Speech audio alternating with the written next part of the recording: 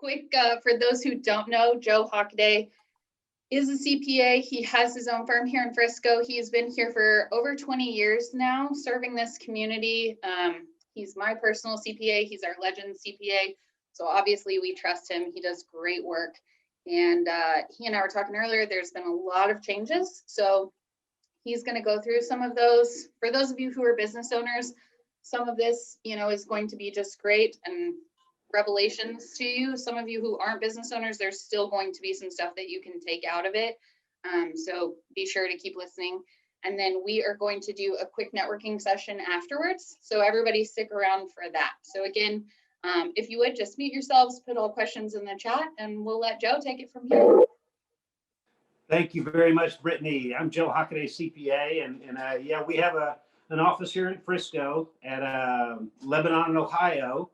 And I started this back in 2003, did 95 tax returns out of my house, and then networked like crazy and kind of grew with Frisco. And we're probably going to do a little over 3,600. We probably did a little over 3,600 returns for the calendar year 2020. So we help a lot of folks, mostly small businesses. I mean, if you have a W-2, mortgage interest, real estate taxes, something like that, you really don't need me.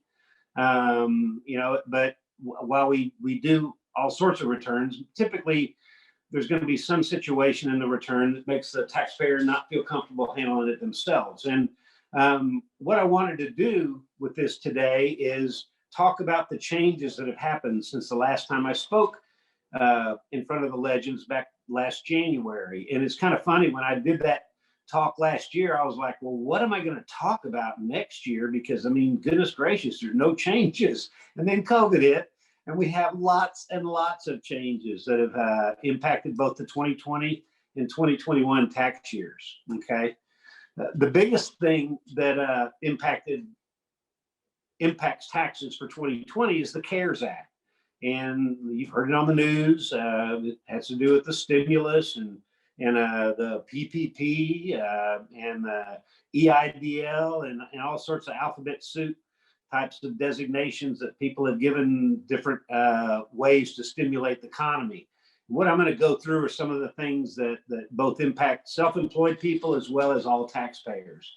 One of the things in the CARES Act that it added was you can have an above the line charitable contribution deduction, okay? And initially, the way the law was written, it said individual, and a lot of folks took that to mean that it was just a $300 deduction. But Congress has since here recently come out to explain that for married joint filers, that it's actually $600. So what that means is, if you typically take the standard deduction, charitable contributions won't benefit you. But this allows a married filing joint couple or a single taxpayer to deduct up to $600 in married filing joint, or $300 if you're single or had a household, as a deduction in addition to the standard deduction. So that's a little bit of help. I mean, goodness gracious, it's not a ton of money, but $300, $600 deduction kind of helps a little bit. Another thing that the CARES Act brought out, you can actually take, well, before the CARES Act, if you took a distribution, an early distribution from your retirement account, you had to pay tax on that distribution, but you also had to pay a 10% early withdrawal penalty. For 2020, that 10% penalty is waived up to $100,000 in distribution. So you can pull $100,000 out of your retirement account. You'll pay taxes on that $100,000, but you will not have to pay the 10% penalty. So that's a good thing.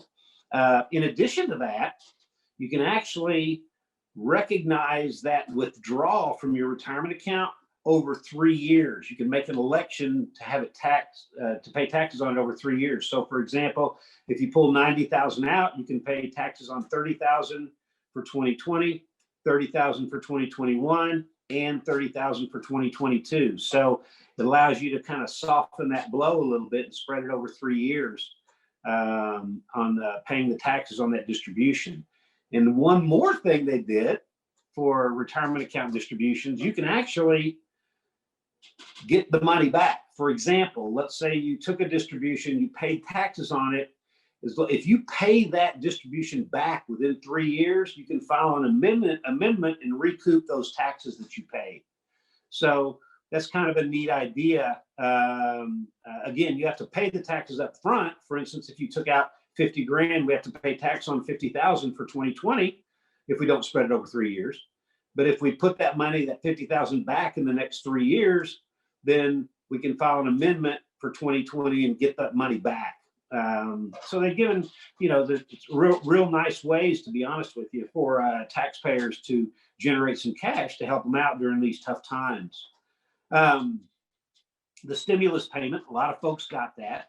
The stimulus payment, and the stimulus number 1 and then stimulus number 2 here that's recently happened, that's actually an advanced tax credit on your 2020 taxes.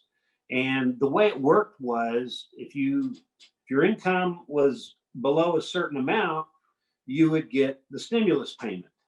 And that would be for for 2018's tax year, because again, this all happened before 2019 tax returns were filed.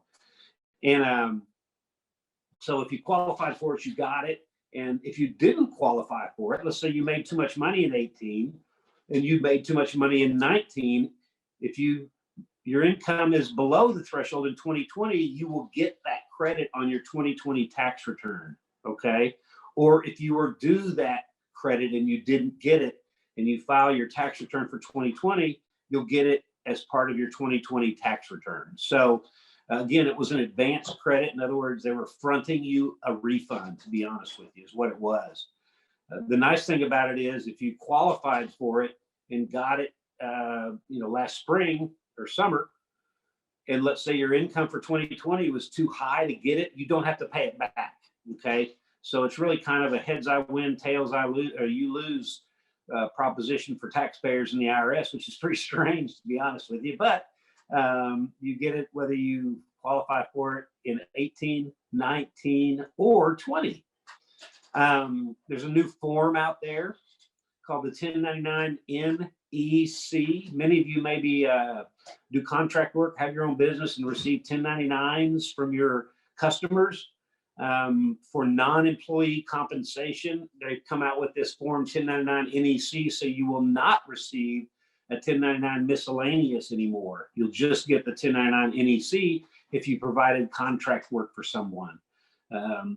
Also, if people provide contract work for you in your business, you have to issue them a 1099 NEC, not a 1099 miscellaneous. The 1099 miscellaneous form is not going away. It's just taking that non-employee compensation part of the form out and putting it on the new NEC form. The 1099 miscellaneous will still have rent that you pay, or other income or royalty income on it. So they're still out there. They just don't include the non-employee compensation. So if you plan on filing 1099 miscellaneous, if you've done so in the past, and you went out and got a bunch of miscellaneous forms, and you need to send them to your contractors, go get the 1099 NECs, because that's where that kind of information gets put. Okay. Another benefit, I hate to jump around, but another benefit on retirement accounts that the CARES Act did, there's something called an RMD, a required minimum distribution. And when you reach a certain age, then the IRS requires you to take a distribution from your retirement account. And it's all based on actuarial numbers, but they suspended that for 2020 so that you do not have to take an RMD for 2020, number one. And number two, they increased the age when you have to start taking RMDs from 70 and a half years old to 72. So they delayed having to take them. And then they also, you don't have to take one for 2020. If you happen to have taken one in 2020 before this rule came out, the CARES Act came out, like let's say you took your RMD in January or February of 2020, if you would have paid it back by August 31st, then no harm, no foul, no taxes. Okay, now August 31st is passed. So if you did take it early and you didn't pay it back by August 31st, you will pay taxes on it. But there was that part of the law that lets you pay it back if you really didn't need it and didn't want to pay taxes on it. Then there are the things, the loans and what have you, the EIDL, the PPP, the payroll protection plan, that's PPP, the economic impact disaster loans. Those came from the SBA. I'm going to talk about each of those specifically. The EIDL, you would go on to sba.gov and apply for it, and you would, in some cases, get a grant, and then you would get a loan from the SBA, and the loan was at very favorable terms, a 30-year term at 3.75%. Payments don't start until sometime in 2021, later in the year. I can't remember if it's May or August, but it's, you had quite a delay in getting the money and then having to start paying it back. But again, it's a 30-year note, and it is a loan. It's not forgivable in any way. Some people receive EIDL grants, and that is not a loan. That was real live free money. Well, at least that's my interpretation of it being free money. There are some CPAs and some folks out there who say that grant should be taxable. In my opinion, based on the research I've done, it's related to a disaster, hence the EID part of the name.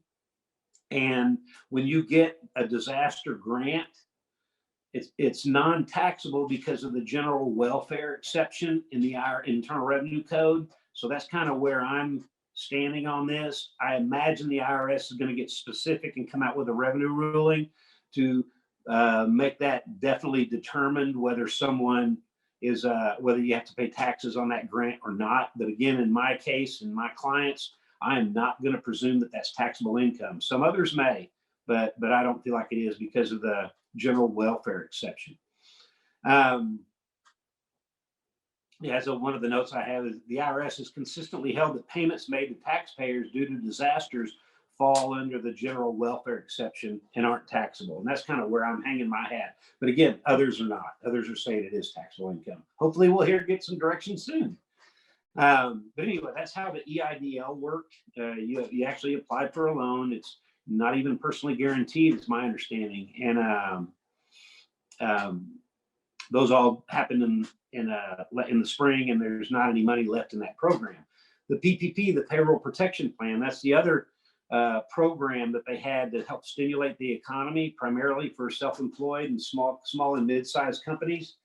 The initial one was based on you got a loan, called it a loan, based on 2.5 times your monthly payroll. So if your monthly payroll was $10,000 a month, you could get a $25,000 PPP loan. And that loan, it was at 1% interest. And if you use those funds in a certain way for payroll and payroll related items, and some other expenses too, but primarily payroll and payroll related, that loan could be forgiven. And if you use those funds, initially it was for over an 8-week period, and now it's over a 24. It can be over a 24-week period. So it's basically you got money from a bank, and you don't have to pay it back if you used it for payroll and some other expenses. I don't want to get into the details too much in that regard, but you could get the whole loan forgiven. And there had been nobody really understood whether that forgiveness effectively made that loan, the forgiveness of the loan, taxable income. A lot of folks said it did. It wasn't actually that the forgiveness made it taxable income, but the U.S. Treasury and the IRS initially said that the expenses used to determine what was forgiven could not be deducted, which is effectively the same thing as saying the forgiven portion is taxable income. Well, this most recent legislation said, no, that's not the case. That was not the intent of Congress. So the forgiven loan, you can deduct those expenses, i.e., it is not taxable income when you get that loan forgiven. So that's going to be a real big help for a lot of taxpayers, a lot of small businesses, that they don't have to pay taxes on that forgiveness on that income. PPP 1's all done. They funded everything that they could through that. Recently, they came up with the PPP 2, and it's very similar. You qualify it based on, again, 2.5% or 2.5 months of wages or profits if you're a sole proprietor. And However, they did put another condition, and that is you could only qualify it if you had a decrease in your revenue on a quarter-to-quarter basis between 2019 and 2020. For example, let's say you had in 2019, you had $10,000 of income in the first quarter. If you had 7,500 or less in the first quarter of 2020, in other words, a drop of 25% or more, you could apply for this second PPP. And it's done on a quarter-to-quarter basis. They compare first quarter 2020 to 2019, second quarter to 2019, et cetera. And one of those quarters, again, has a decrease of 25% or more, then you can apply for this second PPP. The terms are the same. You can measure the period that you use those funds over anywhere from 8 to 24 weeks, just like in the original PPP. And it's calculated again based on 2.5 times of your payroll, or if you're a sole proprietor, 2.5 times your monthly profit. Okay.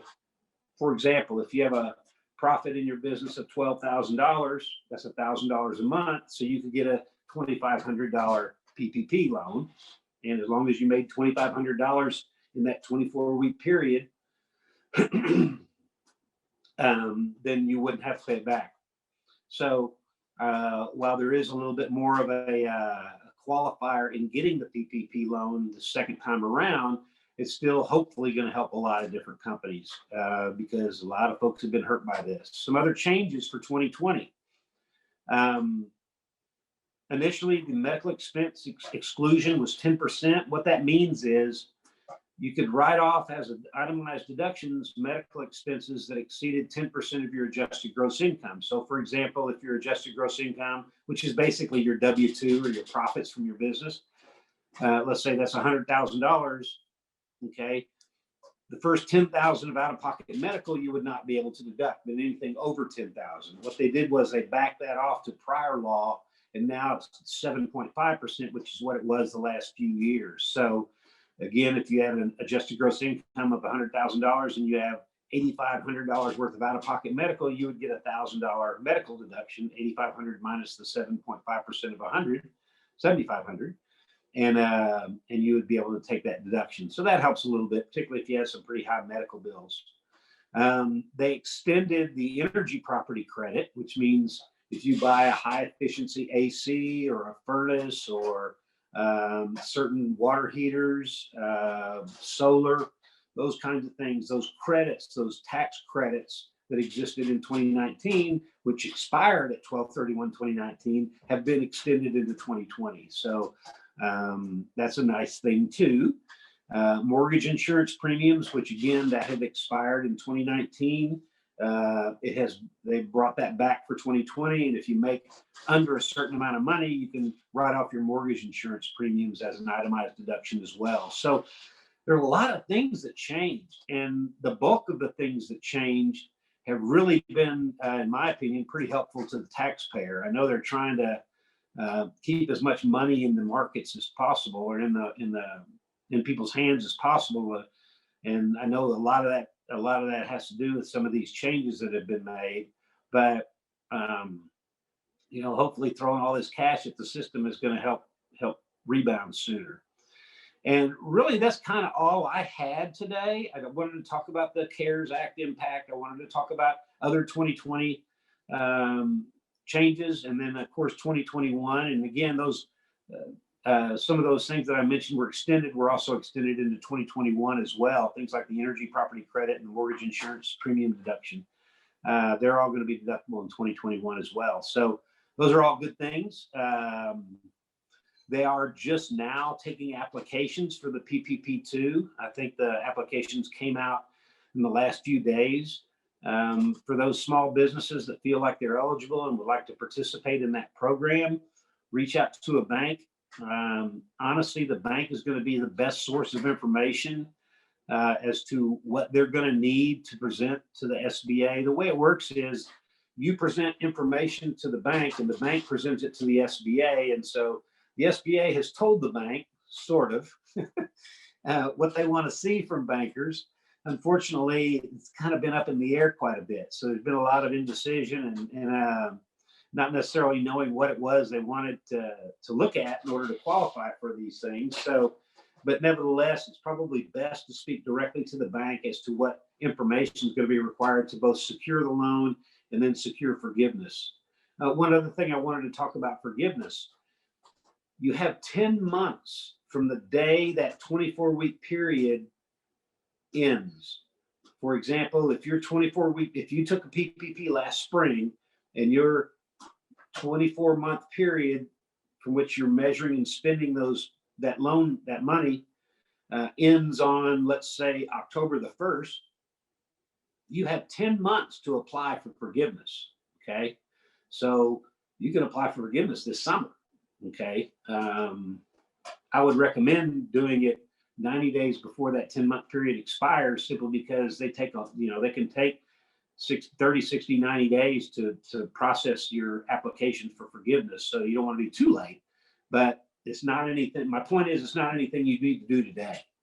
If you want to apply for forgiveness on your initial PPP or even PPP2, you have 10 months from the day the 24-week period stops before you have to do that. So no big hurry. As long as you get it done here sometime in the next 7, 8 months, 9 months, 10 months. But anyway, that's kind of what I wanted to talk about today. I know I've been seeing messages popping up. I'm not necessarily watching them. I'm hoping somebody's keeping track of some of those. And I'd be happy to open up the floor and answer some of those questions now. If there are any, that anybody has anything they'd like to know about what's going on, I'd be happy to answer. Yeah, I've gotten some sent to me, Joe. So I'm going to go through those, and then we'll let, if anybody has any additional ones. Again, try to put those in the chat. So first one, if someone received an EIDL or other grants that can only be applied to specific expenses, can those expenses still be written off as normal business expenses? First of all, you're kind of blending the two programs. The EIDL was not based on any kind of expenses. Okay, the PPP was. So if you received an EIDL loan, there are no rules. Well, that's not true. You can spend that money on whatever you want to spend it on related to your business. How's that? Okay. It's the EIDL does not get forgiven. It is a loan, a real live. Somebody gave you money, you got to pay it back. Over 30 years at 3.75% interest, but there's no forgiveness component. So there's no requirement to spend it on specific types of business expenses. Now, I do know that you can't take the EIDL and then go buy a Lamborghini. I know that, okay? Unless you happen to be a Lamborghini store and you're buying a piece of inventory to sell to somebody else, right? It's part of your business. But you can't go buy a yacht out of your EIDL loan, okay? The PPP, however, that is a loan. And most folks that get it want to get it forgiven because they don't want to have to pay it back. And you have to use those funds for specific types of expenses. And in general, 60% of those funds have to be used for payroll or payroll related. Okay, what are payroll and payroll related? Wages, health insurance for your employees, employer contributions to an employee's retirement account. Obviously, the biggest number is going to be wages, right? So 60% of the amount you want forgiven, okay, let's say you get a PPP for $100,000 and you want to get the whole thing forgiven.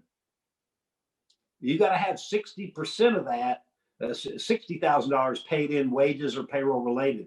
The other 40% can be used for things like rent and, gosh, I didn't have the doggone list here with me, but it's rent and some other business expenses. And actually with the PPP2, they expanded that to include things besides rent and utilities. They also added things like supplies and some other business expenses. So again, the EIDL has nothing to do with how you spend some percentage on payroll or whatever. That's only the PPP. And 2 follow-up questions to what you were saying. Does it also include payroll processor fees and third party? And can wages be for a 1099? Wages and 1099s are mutually exclusive things. Wages are W-2 guys. They're employees. They receive a W-2. Contractors get 1099. They are not the same. There's no such thing as contract wages, okay, or 1099 wages. They're totally separate things. It's kind of tricky if you have a sole proprietorship or a partnership. The PPP is calculated based on your profits. If you have a corporation or an S corporation, I guess certain partnerships this would be too. The PPP is based on the wages you pay to your employees. So for instance, if it's just me and I don't have any employees at all, and I've got this business, right?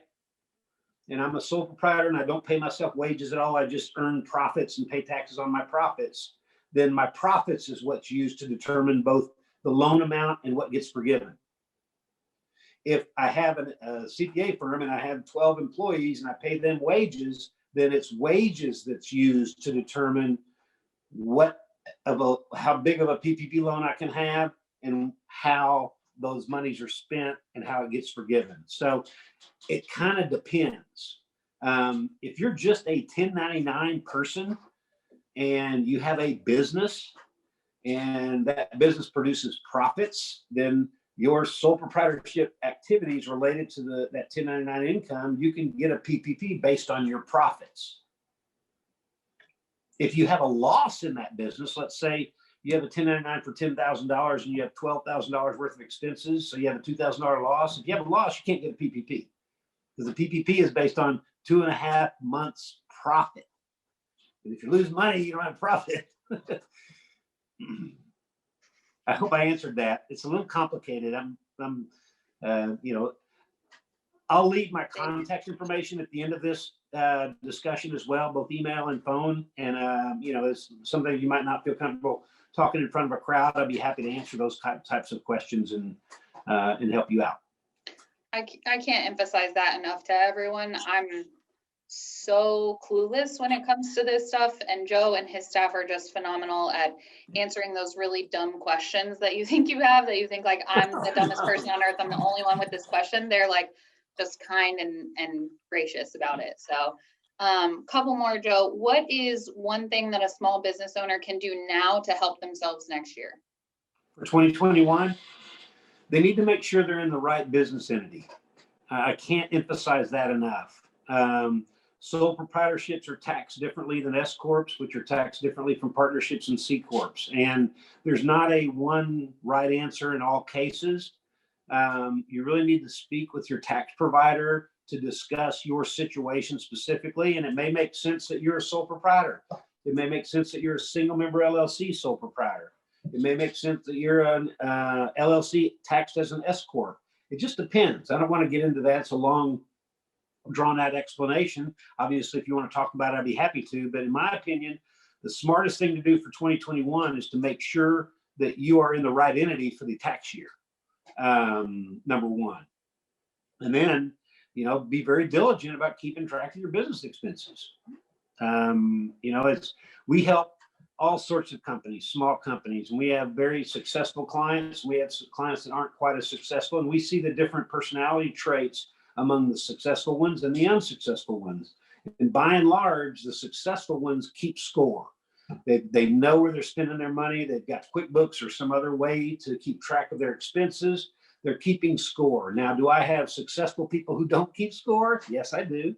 Do I have unsuccessful people who keep score? Yes, I do. But by and large, those folks who have a good handle on where their money's going, they quote, keep score. They keep track of their business expenses and income, and typically are more successful than the ones that don't. Just flat out. So when people are small businesses are looking for a CPA to take care of things, what's something that sets you guys apart from the other firms? We have a vast knowledge of many, many different industries. Now, I've got a kind of long and storied career that I could put everyone to sleep telling you about, but I've done a lot of things, and from real estate to construction to banking. I mean, just a lot of things in my career. And, that there's not a whole lot that I'm afraid of helping with. I hate the IRS. I see what they do to people. I will never, ever, ever do anything illegal, ever. But we do some things that are in the Internal Revenue Code that maybe aren't quite as well known. One of the ones, and you guys can Google this, but something called the Augusta Rule for people who are self-employed. That's a little thing that I found several years ago, and I just found the name of it this past year. I was looking, I always go online, looking for different things and apply to different services that tell me different tax tips and what have you, so I can keep up to knowledge. Number one, to save me money. Number two, to save all my clients money too, right? And finally, this guy described something, and they said, "Oh, it's called the Augusta Rule." And so, there's a name for it. So Google the Augusta Rule. We show you how to implement that. We also do things like hiring your kids and part of your company. Again, it's a pretty complicated. I got to tell you why you do it and how you do it to understand it. But those kinds of things can be very, very helpful. And to be honest with you, I don't know. Our Optima program is basically where you hire your kids. I don't know anybody else that has a program like that. But that has something packaged that takes care of the whole thing for our clients the way we do in that regard. And that alone saves people who qualify for the plan anywhere from $2,000 to $20,000 plus a year in taxes, depending on how many kids they have, how much money they make, what their tax bracket is, and what their out-of-pocket medical is. It's a great way to save money, and like I said, we save people a lot of money by doing that. For startups, when people are starting up their company, there's a variety of kind of opinions on who they should see first, whether they should hire a lawyer, go to a CPA. What are your thoughts on who they should see first for that initial setup? See one of them on Monday and the other one on Tuesday. To be honest with you, I don't know that there's an order. I mean, I could say come see the CPA first, because then you're going to have instructions from the CPA to tell your attorney. Maybe that's probably the first step, but it's really not that big a deal to do it the other way around. Do understand, though, that after I have a discussion with somebody who has a small business or is starting a small business, that, the next meeting may have to be with an attorney. So whether they saw the attorney first or me, and then, our discussion may create a situation where I'm recommending you need to go see this attorney again and set up an entity or do this or do that. Perfect. So Joe, right now with everything going on, you guys have taken everything online. I know I got my portal invite yesterday. So to everyone on here who's not a client, be super impressed that Joe is here, because his stuff is going. He's in full swing. So Joe, thank you so much for being here. Despite being in your busy season, you have shifted everything to online kind of, and just made everything easier for contactless. So I just thought that was an important thing to bring up to everybody, being that, some are still kind of a little concerned about meeting in person, as we should be. But we are going to send out your contact info afterwards, and we're going to start the networking here in a second. And I think you're going to stay on that for as long as you can. And so if folks have additional questions, feel free to ask those in there or send those to Joe. We'll get you his contact info. Just wanted to also give a quick shout out to Carrollton Springs for making this possible. They are our sponsor for the lunch. So we're proud to have them and thankful that we could keep this going through everything. We want y'all to keep showing up. We want to keep providing as much value as possible. So we're going to, with that, take this over to the networking portion of it so that we can get you guys introductions to each other and help build businesses. We're going to do a couple of, the way we do this, we'll do a couple of small rooms so you can introduce yourselves in there, and then we'll come back, break out, and let you go about your day. Thank you, Brittany, very much. I appreciate it. And like Brittany said, you'll have my contact information here shortly. And we are taking new clients. We are not meeting in person. I mean, I guess maybe if we had to, we will. We're trying to encourage phone contact, because we have people in our office who have some at-risk stuff. This old guy. Anyway, thank you very much, Brittany. Thank you, Joe. We appreciate you. So we will get into those small rooms right now, and just make sure that you introduce yourself and meet some new folks.